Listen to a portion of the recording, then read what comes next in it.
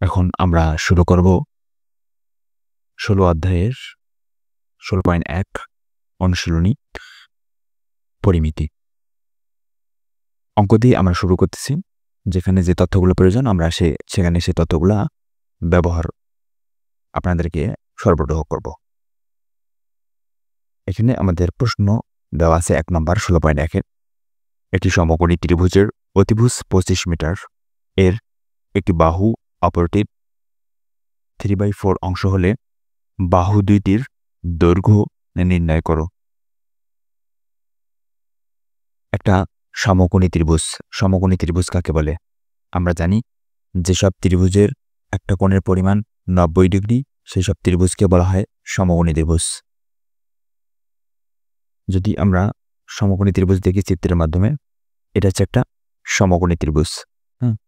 তো আমাদের তথ্যে কি বলছে যে একটি সমকোণী ত্রিভুজের অতিভুজ 25 মিটার, অর্থাৎ একটা সমকোণী ত্রিভুজের এই বাহুটার নাম হচ্ছে অতিভুজ, এটা হচ্ছে 25 মিটার। আর এই যে লম্বা বাহুটা এটার নাম হচ্ছে লম্ব। কখনো কখনো লম্ব বলা হয়, কখনো কখনো বলা হয় বিপরীত বাহু। আর নিচে যে বাহুটা আছে এই বাহুটা এটার নাম হচ্ছে ভূমি। ভূমি বলা হয়, কখনো কখনো বলা হয় সন্নিহিত বাহু, দুইটা নাম।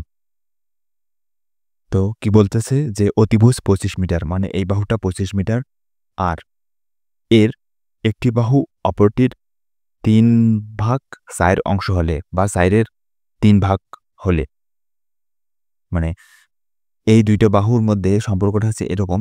একটা বাহু যদি 4 হয় তাহলে ধরেন ভূমিটা 4, তাহলে 4/3 ভাগ হচ্ছে লম্বটা, অথবা লম্বটা হচ্ছে যদি 4 হয় তাহলে লম্বের 4/3 ভাগ হচ্ছে ভূমি। এরকম একটা সম্পর্ক এই বাহু দুইটার মধ্যেকার। এখন আমাদের বলছে যে বাহু দুইটির দৈর্ঘ্য নির্ণয় করো। এই বাহু দুইটার দৈর্ঘ্য কত হবে এটা আমাদের বের করতে হবে। চলেন আমরা শুরু করি। মনে করি এবিসি সমকোণী ত্রিভুজের অতিভুজ এসি সমান 25 মিটার।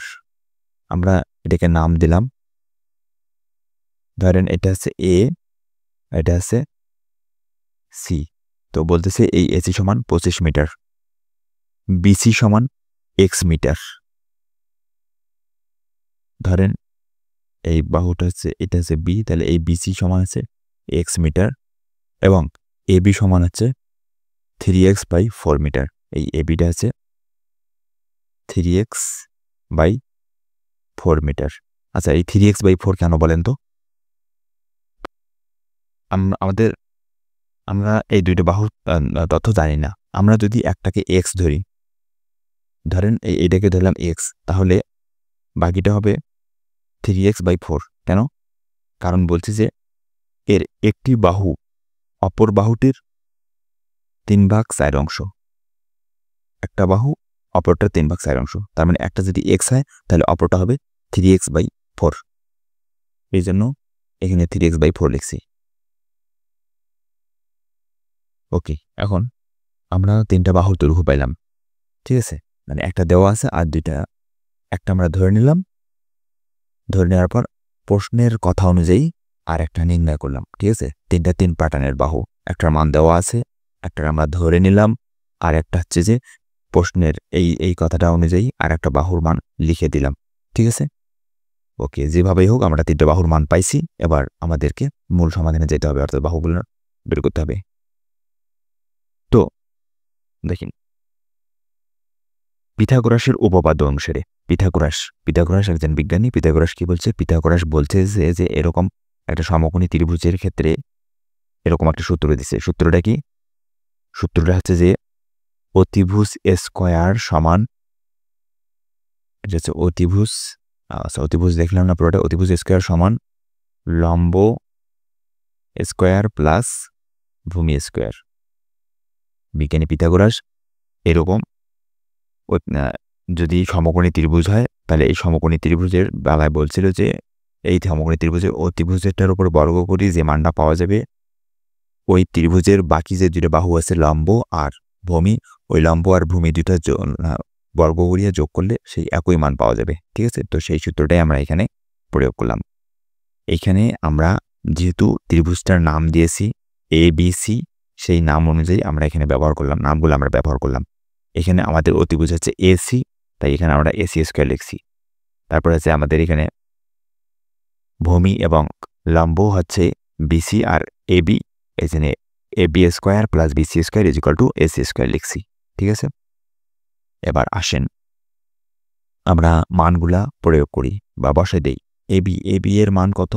এটা হচ্ছে AB বাহু, AB এর মান আমাদের আসছে 3x/4, তাহলে 3x/4 লিখছি, প্লাস BC এর মান কত ধরা আছে? x ধরা আছে, তাহলে x square is equal two AC এর মান বইয়ে দেওয়া আছে কত? 25, তাহলে 25 স্কয়ার।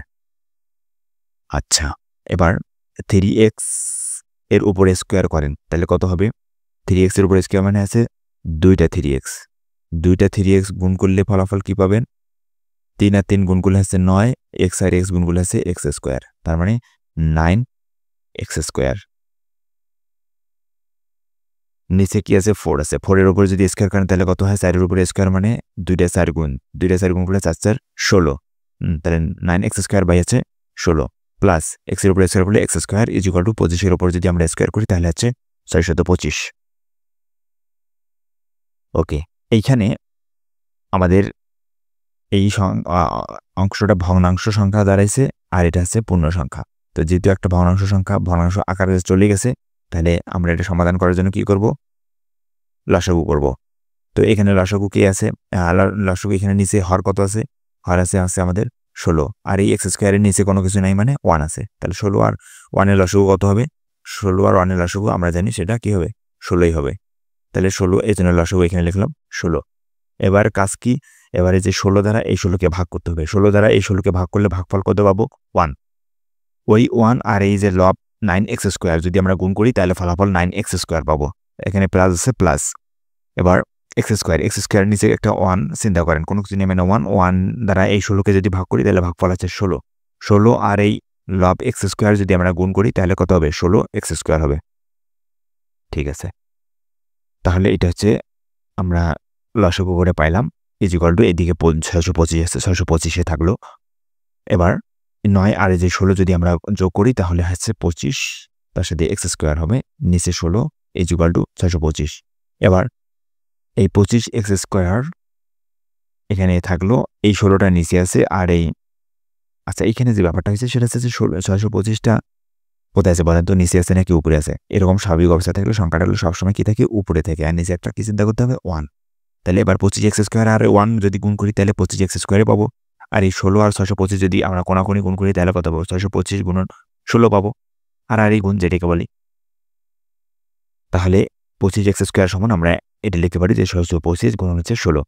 ওকে, তাহলে x স্কয়ার সমান x স্কয়ার, এই যে 25 আর x স্কয়ার বাম পাশে গুণ অবস্থায় আছে, এটাকে যদি আমরা ডান পাশে নিয়ে আসি তাহলে কি হবে? ভাগ হবে, তাহলে 625 গুণন আছে 16 ভাগ হচ্ছে 25। তাহলে আমরা এখন হিসাব নিকাশ করি, 625কে যদি আমরা 25 দ্বারা ভাগ করি তাহলে ফলাফল কত আসে? দেখেন 625কে ভাগ দিলে ভাগফল আসে 25-এ। যে দেখেন 25। আচ্ছা, ওটা বাদ দিই। ওকে, তাহলে 625কে 25 দ্বারা ভাগ করলে ভাগফল আছে 25। আচ্ছা, এই 25, এই 25 আর যে 16 যদি আমরা গুণ করি হয় তাহলে ফলাফল আসে 400। ঠিক আছে, তো এখন আমাদের এই যে এখানে কি আছে? x এর উপরে স্কয়ার আছে, তো এই স্কয়ারটা এখানে আমরা এটা বাম পাশে আছে, বাম পাশ থেকে ডান পাশে নিয়ে আসবো, তাহলে ডান পাশে আমরা কত পাইলাম? 400 পাইলাম। তাহলে স্কয়ারটা ডান পাশে আসলে সবসময় কি হবে? রুট হবে, তাহলে রুট করে দিলাম, তাহলে x is equal to root 400 সমান রুট 400, আর এখানে 20-এর উপরে স্কয়ার করলে কত হয়? 20-এর উপরে স্কয়ার করলে আমরা 400 পাই। ঠিক আছে, 20-এর উপরে স্কয়ার মানে 2টা 20 গুণ করলে আছে ফলাফল আসে কিন্তু 400। ঠিক আছে, তো এবার 400-এর পরিবর্তে আমরা লিখলাম 20 তারপরে স্কয়ার। ঠিক আছে, তো এবার কি হলো? এই স্কয়ার আর এই রুট কি হলো? কাটা গেল, স্কয়ার রুট কাটা যাওয়ার কারণে ফলাফল আসলো কত?